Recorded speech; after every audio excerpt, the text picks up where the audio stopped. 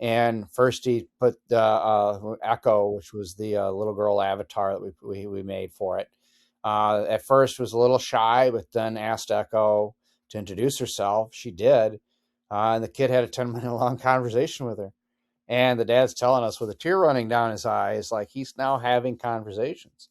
And it's a lot of it is because he's able to practice in a very non-threatening, no pressure situation with the avatar. That's very, that understands It's safe. Exactly, safe. So Yeah. safety is really what we're all about. Welcome to the Fountain of Vitality podcast. I'm your host, LaMont Leavitt. In a world overflowing with noise, confusion, and distraction, we're here to cut through the clutter and explore bold, unique paths to a longer, healthier, and more vibrant life. Through candid conversations with business leaders, wellness experts, industry pioneers, and innovators, we'll uncover insights to help you discover your own personalized, unique approach to thriving. Tune in, trust the compass of wisdom within, and find your fountain of vitality.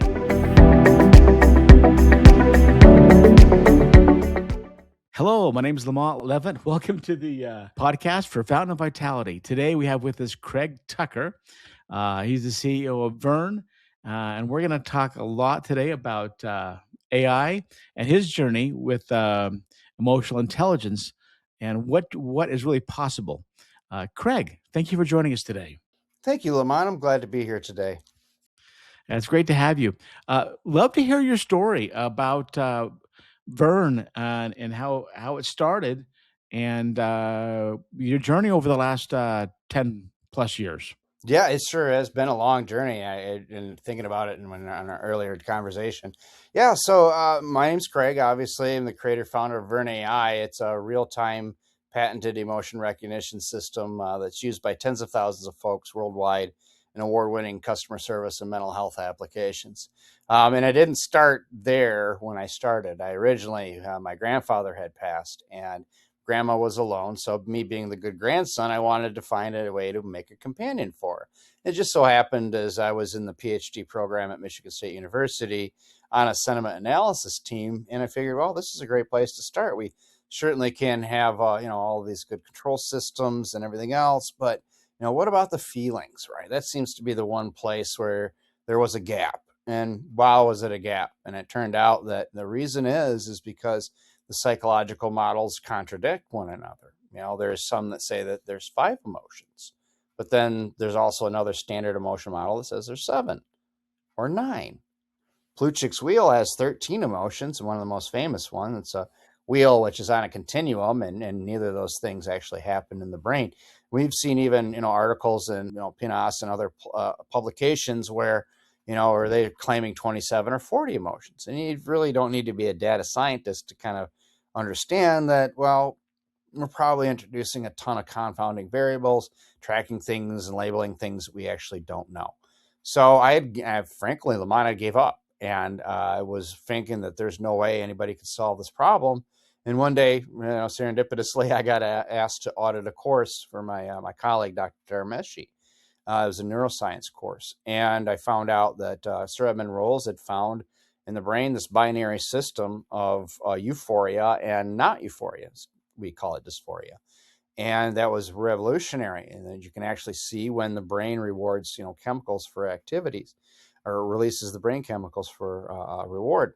And it was very interesting. And then he told us about work that he had done with some folks in Germany, where they found when you discovered something novel, new, or unique, you get a dopamine reward. And then Meshi's own work was even more interesting because we found that when you shared information, you get an even bigger reward. Now for our listeners who don't know who Meshi is, who's Meshi? Dr. Darmesh, he's a professor of neuroscience at Michigan State University. Okay. He studied in Germany, I believe at Leipzig, but I could be wrong. It's been a while. But yeah, so Dr. Meshi, I know he had found that when you communicate something, you get an even bigger reward than you did when you detected it. So kind of, lends itself to some anthropological, maybe evolutionary reasons for that. Why would we be more interested? Why would we get a bigger reward for sharing the information that we detect it. It kind of would lead one to believe that that's because there's some social value in sharing of information that's even more prescient to us as to survive than it is just to detect the information ourselves.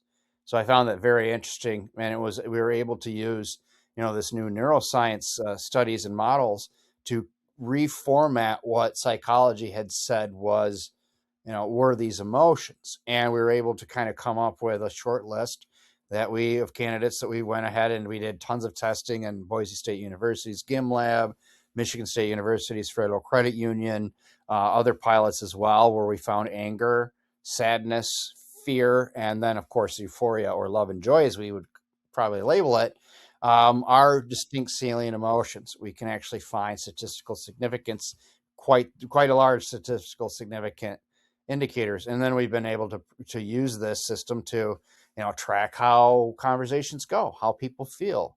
If your salesperson is really good at knocking down objections, you'd know. If the customer is not happy with you, you'd know that. But more importantly, you'd know what exactly they're not happy about, right? And why. That's one of the big things that kind of comes out of it. And then, of course, when you've got all this data where you can track how somebody's feeling, you can introduce things like, pharmaceuticals, where you can see the before and after effect. Giving somebody an antidepressant should show up in the conversations they're having with a VERN-enabled device. And then speaking of VERN-enabled devices, our last step, LaMont, was like everybody said, wow, this is cool. I didn't know you could do that. This is really revolutionary. I don't get it. How can I use it? So we've actually had to build it into chatbots and AI, conversational AI assistants that then can talk to you. So then once you have the face-to-face like we are, right, you know right away, okay, yeah, these are emotionally intelligent. They're getting what I'm putting down, and they're very effective. And so we've been doing tens of thousands of users worldwide use VERN now. They've been doing hundreds of hours, not thousands of hours, of direct conversations out in production at some international institutions. And it's just an amazing journey. So hopefully I didn't, run over everybody in the first part of that, but that's it in a nutshell. Oh, that's perfect. That's a good highlight. So let's get a little more in the weeds on some of the tech. Mhm. I'd love to share with our listeners kind of the journey of what you figured out when, and how that led to your next pilot or project.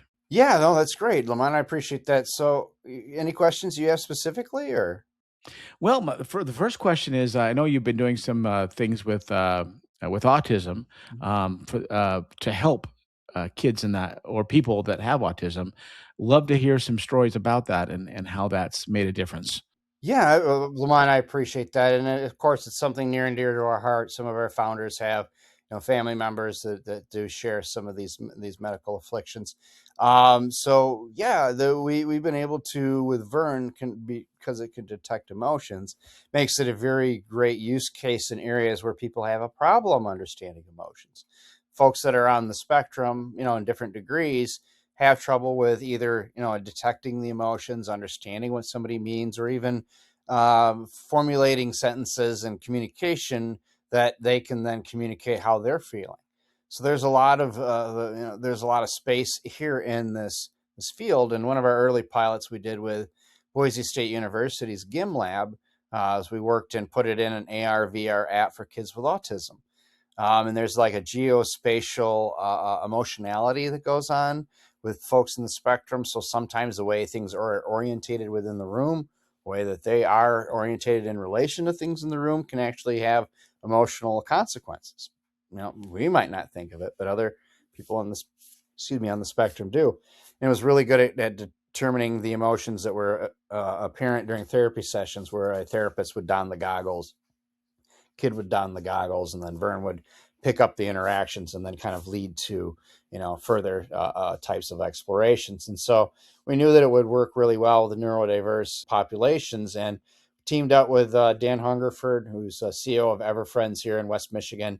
They build avatars for elder care. We now build them for them. It's to do a company called Hello My Friend, which basically uses these AI, emotionally intelligent AI avatars to talk to folks on the autism spectrum to help them with, rumination, help them with, if they've had a bad day. They play, little games or activities with folks to help them. Like one of them is the emotions detection detective game, and they help to try to understand with the user what emotions are being expressed in something that they may not understand or whatever. But it gives them ability to know what the emotions are and to practice. Just anecdotally, one of the folks that's helping us out that we're actually doing testing on, his kid is a doctor, and he was telling us that his son is pretty low functioning and almost nonverbal, doesn't really talk to anybody, not even him or his wife or anything. And first he put Echo, which was the little girl avatar that we made for it. At first was a little shy, but then asked Echo to introduce herself. She did. And the kid had a 10-minute long conversation with her. And the dad's telling us with a tear running down his eyes, like he's now having conversations. And it's a lot of it is because he's able to practice in a very non-threatening, no pressure situation with the avatar. That's very, that understands It's his safe. exactly safe. So Yeah. safety is really what we're all about, and using the user's emotions to guide through the conversation ensures that it doesn't go off the rails into a place where it can do any harm. How would you handle like I've known kids all over the autism spectrum, from Asperger's all the way up to not functioning well at all, like you just gave the example. How can you watch for? Is there a way you can watch for build up where sometimes they have a lot of input, it's too much for them, and you can tell they're winding up to have maybe an outburst or something? How would you how would you manage that? Yeah, Or absolutely. We can see those things coming because they're expressing their emotions. And that's one thing we found as human beings, we've evolved to send and receive these emotional signals to one another. And it's primarily through language and then audio, and then obviously expressions are part of it too. But primarily it's language. And once we see these things start to rise, we can see that we can do approach avoidance. We're putting in new technology that will give us even better insight into that. So now we'll know if somebody is aroused, is basically approach, and high anger or high sadness or high fear. We'll know that person is pretty much primed for an outburst. So it does help us to kind of red flag those situations, and hopefully get them in time early enough so that either the human that's doing the session or working with them, or even better, the AI can understand where they're going and then head them off. Maybe do some assuaging, if it's fear, or maybe talking through what they think is the problem, what's upsetting them if they're angry. Oh, that's awesome. Well, shifting gears a little bit, how about on the business side? With you talked about on sales and marketing, understanding that whole model, when to push, when to back off, and lead people on a buyer's journey. How has it been used in those scenarios? Yeah, that's a great question. We've been able to show that these AI can help add a buying decision. They basically use best practices of the best salesperson on earth, and then use Vern's emotion recognition technology to understand the responses they're getting back, so they understand when somebody may be a little resistant to a point, or maybe show with a little anger, or maybe showing a little fear signal, means what they don't understand something. And if you're not paying attention or you miss the signal, you might be blowing right by something that they just need clarity on, right? Whereas the AI could then say, aha, this is what, there may be fear here, but this is why. They just didn't understand something I said. I'm going to go back and repeat it, clarify, ask them questions if they need something repeated. And so it keeps it from being an anger machine, right? So chatbots nowadays, especially the text-based ones that don't have any AI, all they do is make people angry. Yeah, Study after yeah, study we've all, shows. we've all we've all read into those. That's for Right. sure. Yeah, and you don't really need a study, do you? You can see it in everyday life. But that's kind of the problem that this solves, is that it gives the flexibility of AI to enterprise, but it also lets them sleep easily, knowing that it's going to be governed, that every interaction is going to be explainable because of an audit log, sentence by sentence level. Every emotion's there, both in the response and also from your agent or our customer service rep. So you've got a great idea of what's actually going on in the black box, but more importantly, you can control what's going on in that black box, so it doesn't spin out of control. Because the behavior control logic, we call them BCMs, behavior control modules that we put in there, tell the AI in stream how to handle the VERN emotion information and how to use it towards a pro-social end. So like adding to cart, or I want to detect fear of missing out, right? And if I'm obviously trying to juice sales with a sales bot. And so you can enable these AI to be superhuman, if you will, and certain endpoints, and be very, very helpful for the end user. So you don't make an anger machine, you make a best friend, right? And I don't know if you've seen the movie Incredibles. I'm sure. Yeah. Yeah. Oh, yeah. Yeah. Do you remember in the beginning when Bob Parr, was working in the insurance company, and the little lady was trying to get something done, but was kept running into the bureaucracy and all the morass and everything else? Well, that's all of us. We're that little lady walking through the insurance company and not getting anywhere because of We're all the, trying to penetrate the bureaucracy. we're trying to penetrate the bureaucracy. Now, what does Bill Parr do? Or, I think his name is Bill Parr. What does he do? Well, he actually does exactly what you're supposed to in customer service. He's going to build rapport. He's going to mirror you. He's going to give you information that seems like it's insider information, and suddenly you guys are on a team. He's on your side. So Right. instead of the chatbot anger machine, it's basically, like your inside person in the company that can help you. And so it's not a confrontational, it's a collaborative type of an environment and experience. And then again, because this is all completely recorded, the audit logs is there, all the emotions is there for how both sides express themselves. You can then easily use this as responsible AI is proving out that your stuff works. You've got audits. You can go back and take a look, see cause and effect, and tweak it and change it. So within a business environment, anything from like point of sale, customer service, support, tech support, ticketing, Q&A, training. We've actually, it's interesting, had some pharmaceutical companies ask us to make an avatar of somebody who's got a rare cancer, because the people that they asked to practice on don't last, frankly. Yeah. And they've got Yeah. this revolutionary cancer drug that they really want their people to practice on somebody. So an AI avatar becomes that place and that person. Oh, a lot of emotionally charged calls you can have it in the customer service area for sure. Tell me, Craig, a little bit more about some of the different modules that solve different problems in your system, um, uh, so people realize how far-reaching this is. Oh, that's a great question, Lamont. I appreciate that. So normally the typical ones we ship have de-escalation. So they'll use your high emotional states to calm you down, right? To kind of put things back on track. So they are almost all of them ship with de-escalation, except we do have one called Amber, which she has escalation. We use it as a demonstration, and I'll give you the URL to send to your users so they can try it. And if you're angry, she gets worse. Imagine she's the most mean girl ever, and she's there to roast you.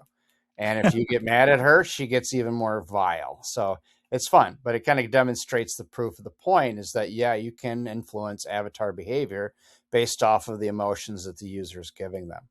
Uh-huh. Okay. So de-escalation is one. Obviously, you probably wouldn't want escalation, although it's fun. It's fun to show, and it's a really good one to send to your friends to roast them, and I'll give you the link.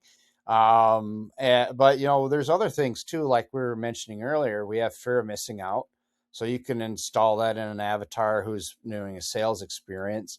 There's triage, which we use in our mental health and our healthcare deployments, that can detect when somebody's really upset, wants to speak to the manager. Nice. And it can actually work on talking them down, fleshing out what the problem is, buying time to do a human handoff. So that one, obviously is very valuable. But there's different ones too, like, that we can create an avatar that has a never ending story that's never the same twice. So the behavioral control of the avatar is really up to the client. And we can do just about everything. We even have an avatar that acts like she's a psychic and she scares people. Are these avatars controllable by the client and the customer? Because there are some customers that like to be talked to directly, and some want to be kind of be talked to for a while in more of a softer sales approach. How do you Absolutely. manage, like, different parts of the country, making a sale to a guy in New York versus someone in the Midwest? It's a different process. Oh, absolutely. And they do, because of GeoIP, we can understand what part of the world that they come from. So Nice. we do tell them, make sure you're kind of doing this towards a regional type of communication paradigm, if you will. So yeah. Oh, that's neat. What other question that I want to ask you? Okay, culture, not just location, whether it's New York or Midwest. What about different cultures want to be talked to differently? How do you handle that and figure that out, or is that still something you're working on still? It's just a little bit of both, right? So, as far as the regionality, we can get a lot of stuff through geo, and we do have logic within the avatars and the AI itself that will kind of flesh out your communication style.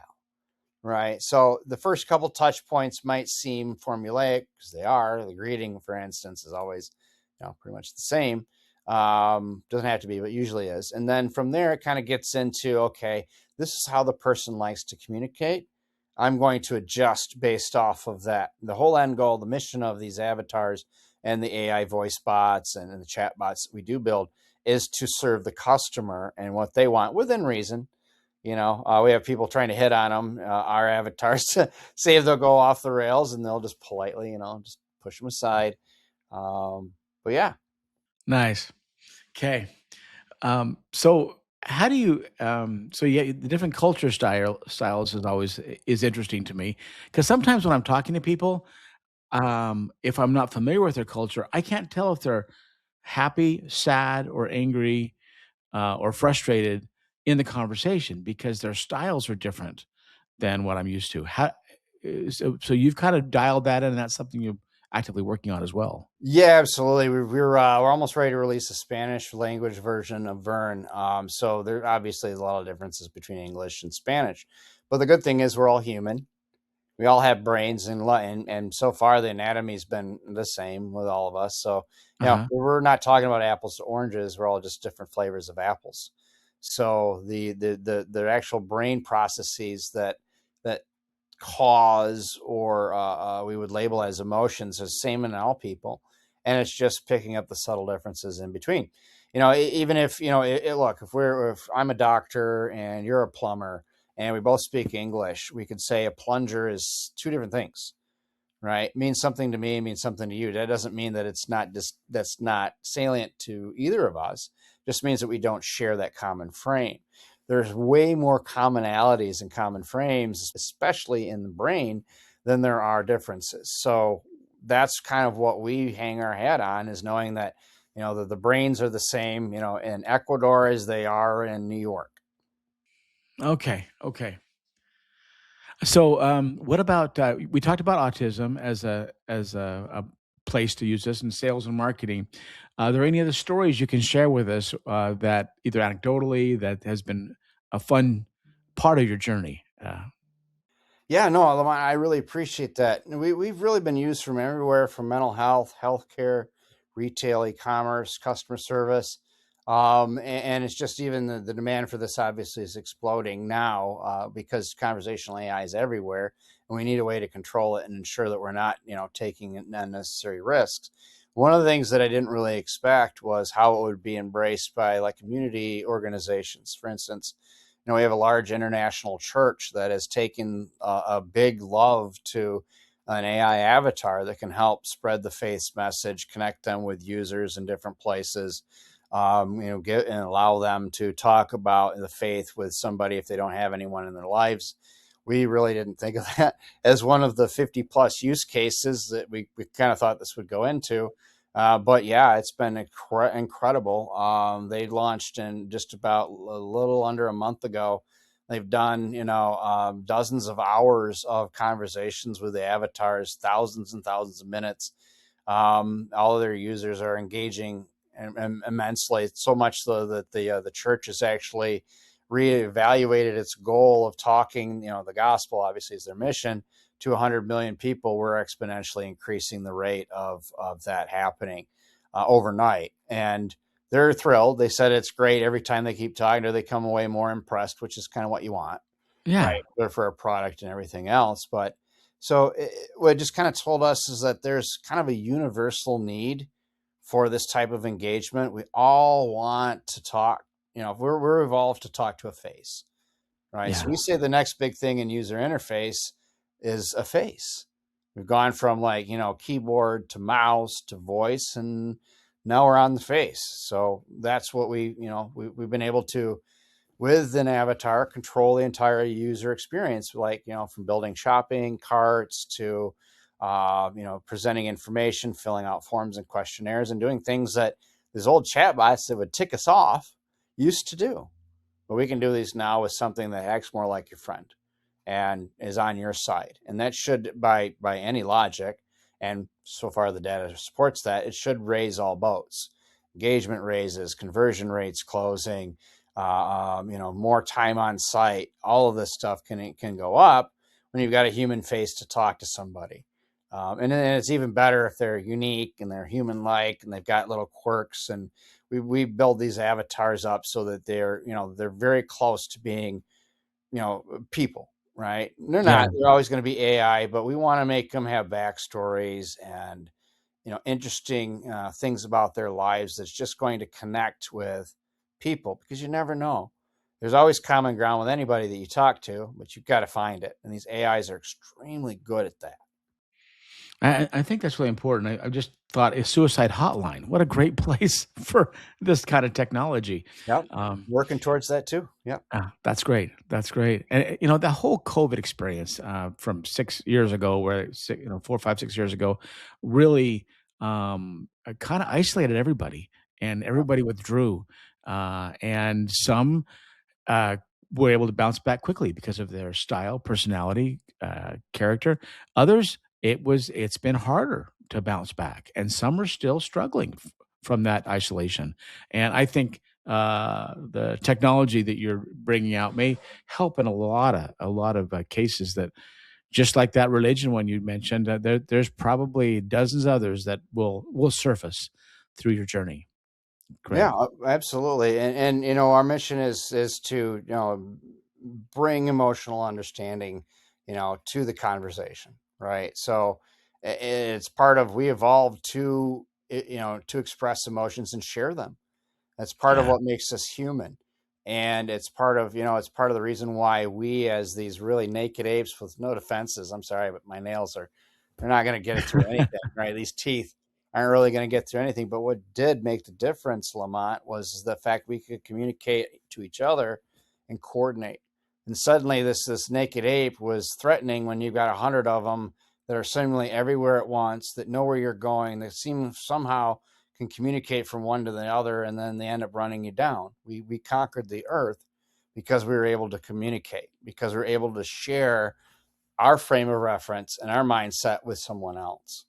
And I think that's extraordinary, and it is a story that's yet to completely be told. What a great note to end on, Craig. If people want to get a hold of you or understand Vern better, or how it could help them in their life or their business, how can they reach you? Yeah, great, Lamont. So you can visit us at VERNAI.com.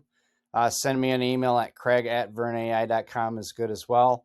You can check out our publicly available and free avatar that you can talk to. It's called Humans Chat, like humans like a dog, HOOMANS.chat. Good time had by all. We'll warn you, though, one of them is a little spicy. Amber will be mean, so just don't be mean back. That's what that sounds like a fun site to check out. I'll be sure to do that, Craig. Hey, thanks again for your time and good luck to you on your journey. And thank you for sharing with our listeners some of the methodologies to bring a little more motion and realness to what they perceive as AI. Thank you. Thank you. Thank you for tuning in to the Fountain of Vitality podcast. Head to fountainofvitality.com for more episodes, insights, and resources. Remember, your health is yours to own. Take charge, focus on what you can control, and keep exploring what works for you. Always be your best self, lift others, and trust the compass of wisdom. Until next time, stay vibrant and take care.